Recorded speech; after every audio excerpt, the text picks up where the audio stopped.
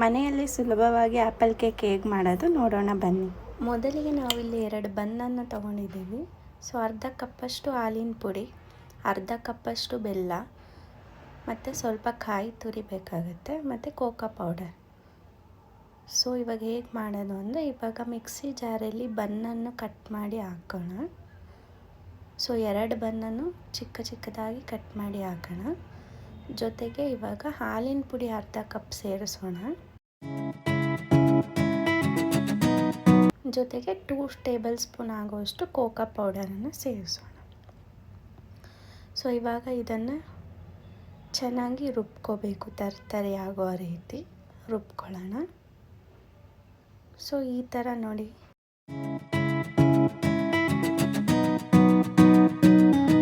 So ಇವಾಗ ನಾವು ಒಂದು ಪ್ಯಾನಲ್ಲಿ 1 ಕಪ್ ಆಗೋವಷ್ಟು ನೀರು ತೊಗೊಂಡಿದ್ದೀವಿ. ಸೊ ಆ ನೀರು ಚೆನ್ನಾಗಿ ಕುದಿ ಬರಬೇಕು. ಸ್ವಲ್ಪ ಕುದಿ ಬಂದರೆ ಸಾಕಾಗತ್ತೆ. ಸೊ ಇವಾಗ ನಾವು ಅದಕ್ಕೆ ಬೆಲ್ಲ ಅರ್ಧ ಕಪ್ ಸೇರಿಸೋಣ.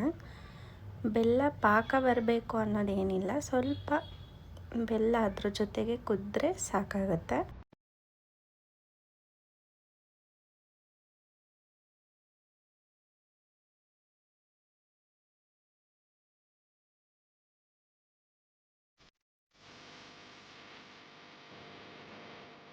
ನೋಡಿ, ಇಷ್ಟು ಕುದ್ರೆ ಸಾಕಾಗುತ್ತೆ. ಇವಾಗ ನಾವು ಸ್ವಲ್ಪ ಕಾಯಿ ತುರಿಯನ್ನು ಹಾಕ್ಕೊಳ್ಳೋಣ.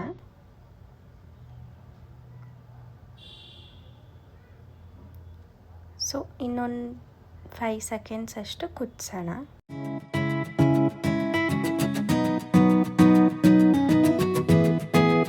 ಸೊ ಇವಾಗ ನೆಕ್ಸ್ಟು ಏನು ನಾವು ರುಬ್ಬಿಕೊಂಡಿರ್ತೀವಲ್ಲ, ಆ ತರಿಯಾಗಿ ಆ ಬ್ರೆಡ್ ಪೌಡರನ್ನು ಹಾಕ್ಕೊಳ್ಳೋಣ.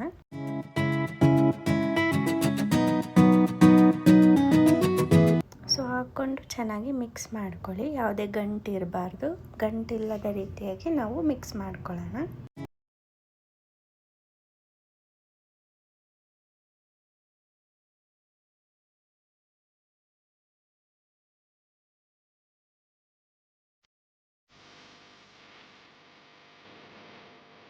ಒನ್ ಮಿನಿಟ್ ಅಷ್ಟು ಲೋ ಫ್ಲೇಮಲ್ಲಿ ಆಗಿರ್ಬೋದು, ಇಲ್ಲ ಮೀಡಿಯಮ್ ಫ್ಲೇಮಲ್ಲಿ ಆಗಿರ್ಬೋದು ಇಟ್ಕೊಂಡು ನೀವು ಚೆನ್ನಾಗಿ ಮಿಕ್ಸ್ ಮಾಡ್ಕೊಳ್ಳಿ 1 ಮಿನಿಟ್ ಆಗೋಷ್ಟು.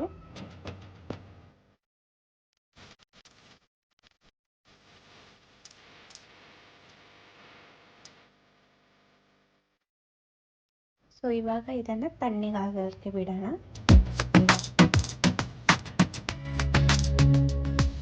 ಸೊ ನೋಡಿ, ಇವಾಗ ತಣ್ಣಗಾಗಿದೆ. ಇದನ್ನು ಸ್ವಲ್ಪ ತುಪ್ಪ ತಗೊಂಡು ಅದನ್ನು ಚೆನ್ನಾಗಿ ಮುದ್ದೆ ಆಕಾರಕ್ಕೆ ಉಂಡೆ ಮಾಡ್ಕೊಳ್ಳೋಣ.